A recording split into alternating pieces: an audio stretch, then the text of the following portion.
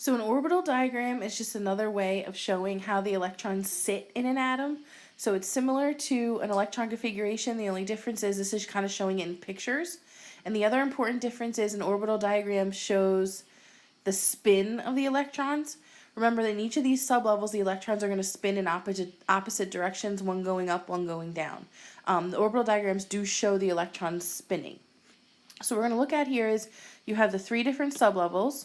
You have S sublevel has one sublevel in it, P has 3, D has 5, F has 7. Remember that 2 electrons can fit in each sublevel. That's where we get the max number that can fit in each letter.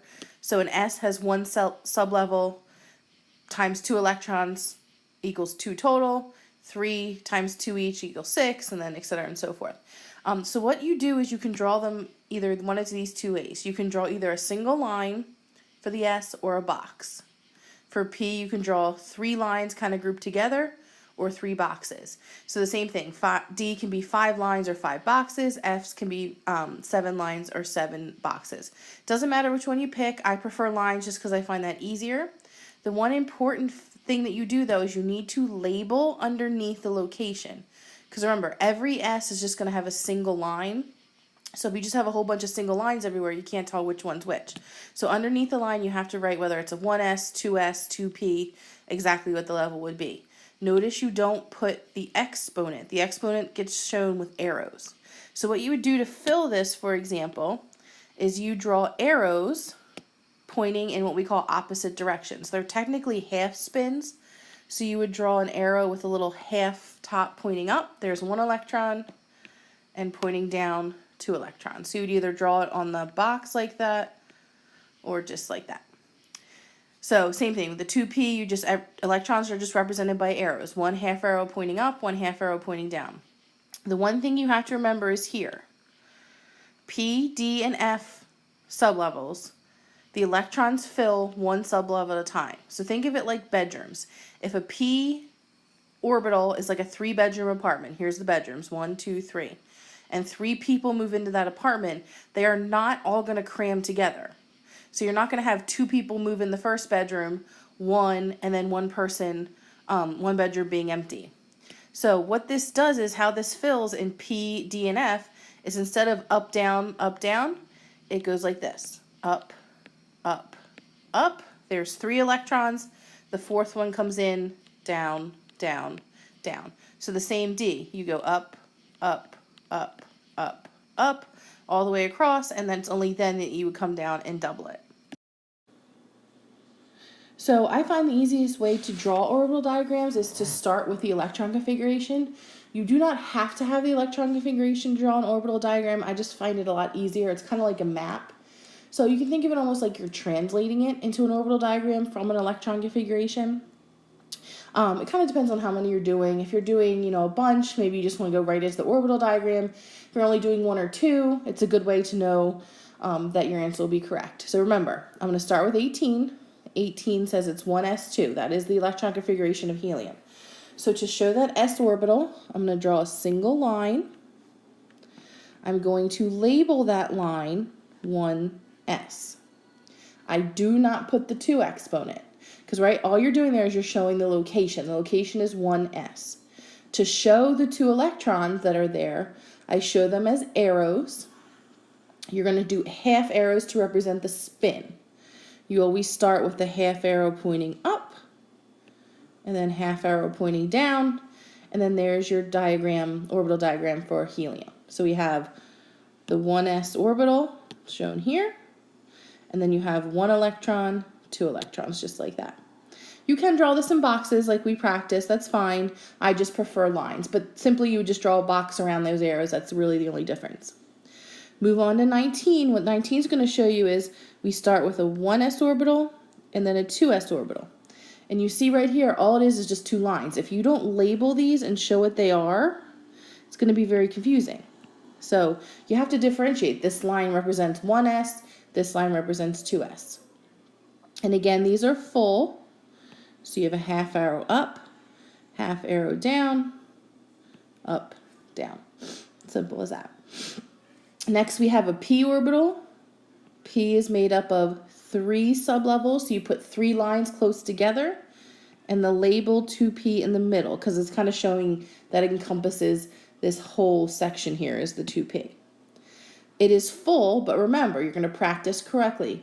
The p's, the d's, and the f's, because the energies are of equal, the orbitals are of equal energy, they fill 1 electron at a time. The example I gave you is if you're moving into a 3-bedroom apartment. If 3 of you are moving into a 3-bedroom apartment, 2 of you are not going to share a room, have one person in the other room empty. That's just not how it's going to work. You're all going to have your own rooms until you have to double up. So the way these electrons fill is you go up, up, up. There's the first 3 electrons. And then when you go back, down, down, down. And then finally you have a 3s orbital. Label it. You only have 1 electron there, so you're just going to show a single up arrow. You do not draw an electron if the electron is not there. Now remember, we move on to Mg. Mg and Na are very similar. There's really only one difference here. So we have the 1s and the 2s. They are full. So we're going to do half up, half down. The 2p, you're going to draw close together. Then again, it's a p, so you're going to fill it up, up, up, down, down, down. Finally, you end with a 3s orbital. And the only difference between magnesium and sodium is magnesium is a full s shell, so it has 2 electrons in that last one. So if you see, the only real difference is sodium has 1, magnesium has 2. Okay, these next couple I don't have the electron configurations written for. So, you can choose. If you want to write the electron configuration first, you can. Or what you can do is just follow our Orbital diagram that we drew before. So instead of drawing it like the 1s2, the electron configuration, you would do something like this. Boron has 5 electrons. Remember, you're going to use the stable state, so it's equal to the atomic number. And instead of drawing the electron configuration first, I'm going to do this. I know you always start with the 1s orbital. And I know I have to fill 5 electrons, so I'm going to go 1, 2 there. Next would be the 2s orbital, 3, 4. And next would be the 2p orbital. You need to draw the whole 2p orbital. You don't just draw one line, even though you're only going to have 1 electron in the 2p. You still draw the other lines. You're just it's important to show that they're empty. So again, if you count, 1, 2, 3, 4, 5 electrons, 5, and then this whole empty p shell actually has a lot of reason when you talk about bonding. So we do the same thing with chlorine. This is just the other way. This is where you're not writing the electron configuration first. Chlorine is going to sit 17. Again, we start with the 1s. Then you can kind of say, okay, I know at least I'm going to go 1s, 2s, 2p. So I stop and I go back and I fill. 1, 2, 3, 4, 5, 6, 7, 8, 9, 10. So I have 10 seated now.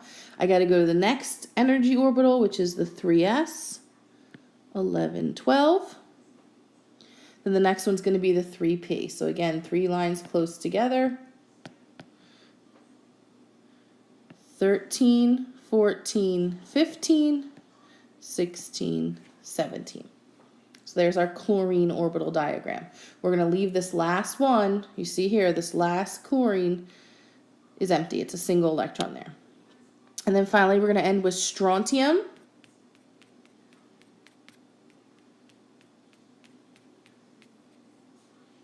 Strontium has 38 electrons. So again, I'm going to start with my 1s, 2s, 2p. Again, we're sitting 38, so I know I'm going to at least go here. Up, down, up, down, up, up, up, down, down, down.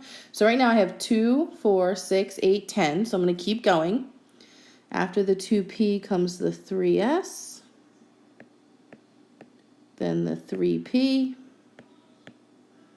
filling those. So stop and count again. 2, 4, 6, 8, 10, 12, 14, 16, 18. Keep going.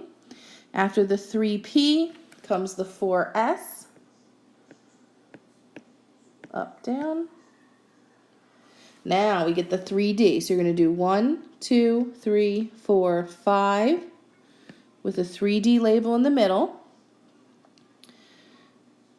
Up, up, up, up, up. All of them are filled. Now I go back, down, down, down, down, down. So if we stop for a second and count, 2, 4, 6, 8, 10, 12, 14, 16, 18, 20, 22, 24, 26, 28, 30. So I only need 8 more. So next is going to come the 4P. So it's 31, 32, 33, 34, 35, 36. So then we're going to end with the 5S, 37, 38. And there is the strontium orbital diagram.